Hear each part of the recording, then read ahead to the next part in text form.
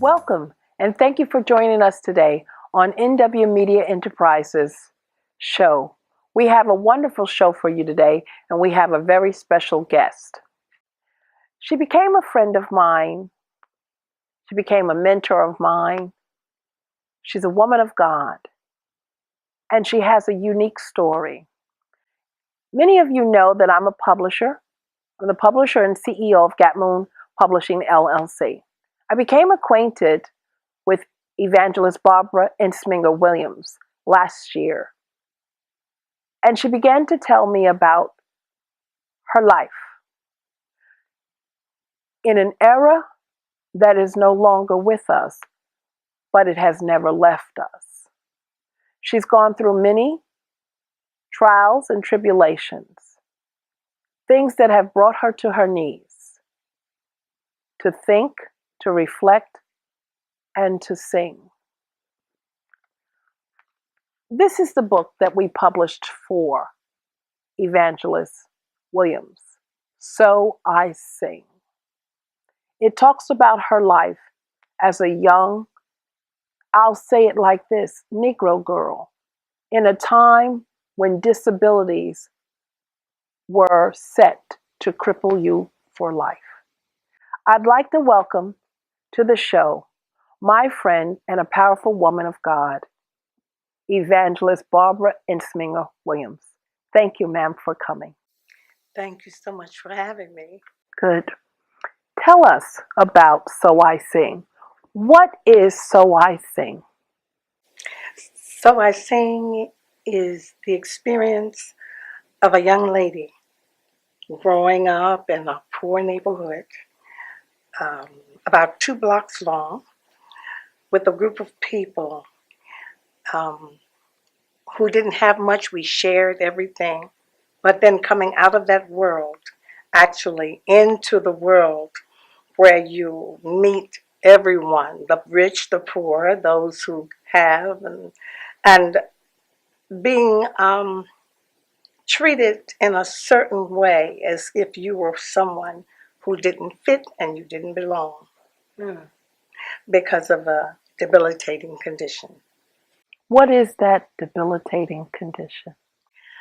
I had polio during the years of 1946, and polio is like a stigma in your life, but physically it destroys or it weakens neurons on one side of you and causes the other side to shrink. Yes. And therefore you have a very, very dominant limp when you walk, or Yes. either you don't walk. Yes. In my case, I had to be in an iron lung for I don't know how long, because I was a year and a half. Mm-hmm. And my mother said she didn't even know me when she saw me after they took me out of quarantine. Yes. And I grew up through the years, and I grew up at a time when young people didn't know about it. Mm-hmm. Nobody really knew about it because right. they hadn't developed a vaccine for it. That's right. That's right. And but the idea of seeing someone in school, someone walking the street, it was just like a phenomenon to other people, and they would look and stare, and sometimes the kid would get really mean. You know, they would kick and want to fight.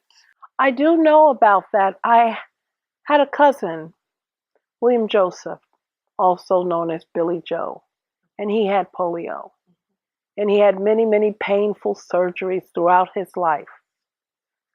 He had braces, and it was difficult. There were challenges that were insurmountable. Yet and still he lived a life that was beyond compare. Is that why you sing? Yes, because I found out that it was my release that God gave me.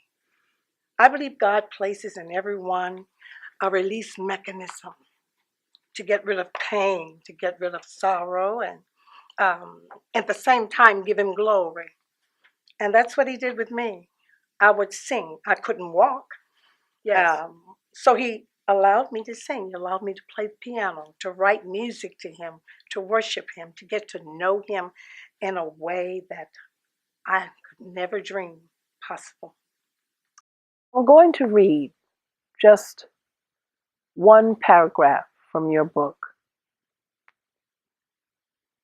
And I just opened the book, and this is where I came.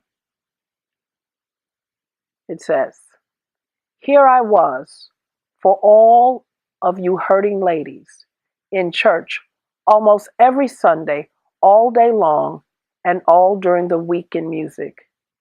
You see, music was beginning to be my way of escape, to sing all my feelings away while still not facing life.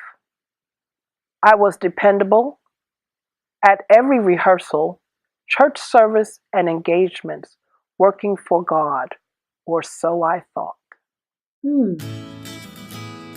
There's an author in me. I feel words.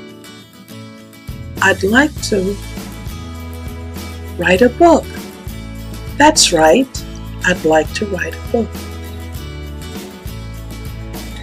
Gatmoon Publishing is here to assist you in getting your voice heard in print.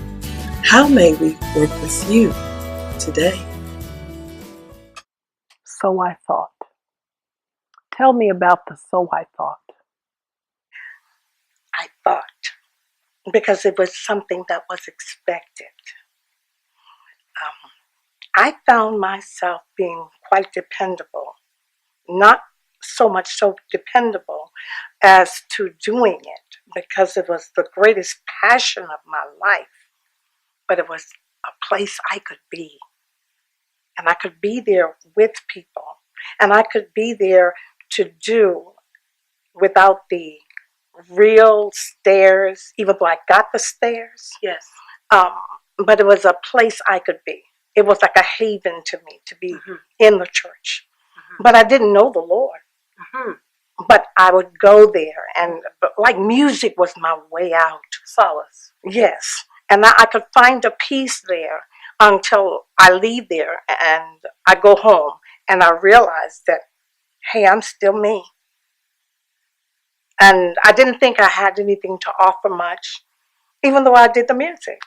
I had no self-worth, really. I would hold things on the inside.